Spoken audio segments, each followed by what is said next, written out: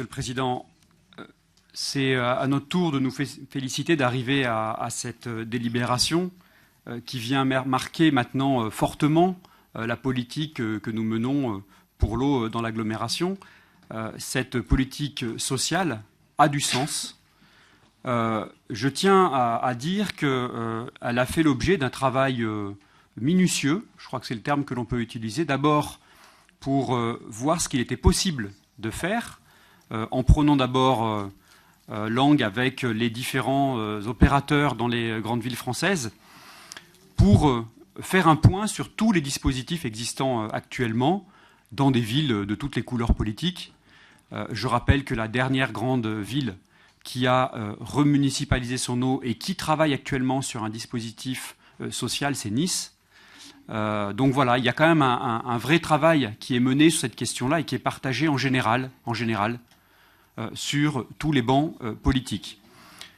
Je reprendrai quand même ce qu'a dit M. Mermiot-Blondin sur la consommation minimale. Monsieur Mermiot-Blondin, vous revenez en fait au départ de la réflexion que l'on a eue sur l'eau, et on sait que l'on ne peut pas travailler sur une consommation minimale quand on ne connaît pas la composition des ménages, quand on a 40% des personnes dans cette agglomération qui sont derrière, entre guillemets, des compteurs collectifs.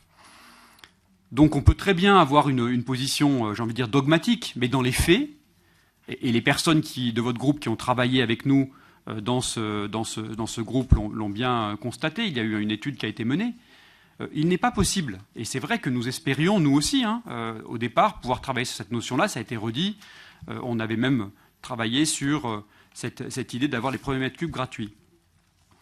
La responsabilisation, comme vous avez dit, c'est inscrit dans la délibération. Relisez la délibération, c'est le premier axe. Renforcer les actions préventives, c'est le point central. Et oui, il faut à la fois avoir une véritable politique sociale de l'eau, mais il faut aussi, et c'est l'objectif qui pourra à terme découler de cette délibération, avoir une politique visant à la réduction de la consommation. C'est les deux axes qu'il faut tenir. Ils ne sont pas obligatoirement compatibles. Ces deux politiques qui sont à mener en parallèle. Il y a la politique sociale, et le modèle qui a été trouvé, nous le pensons sincèrement, est un modèle qui est le plus efficace. Il coûte très peu. Christophe Mayoussi l'a dit en introduction, des frais de gestion qui sont comparativement à ce qui pourra être touché comme population, qui sont vraiment minimales, un système qui est universel, qui touche toutes les personnes qui en ont le réel besoin, à travers un seuil qui a été fixé, débattu entre nous, de 2,5% des revenus, qui nous semble un seuil qui est aujourd'hui acceptable pour toucher les populations de l'agglomération grenobloise. Il y a une plateforme énergie qui existe déjà, les CCAS sont présentes sur cette plateforme-là. La plateforme d'énergie de Grenoble fait déjà un travail pour essayer de travailler avec les familles précaires sur la réduction des consommations.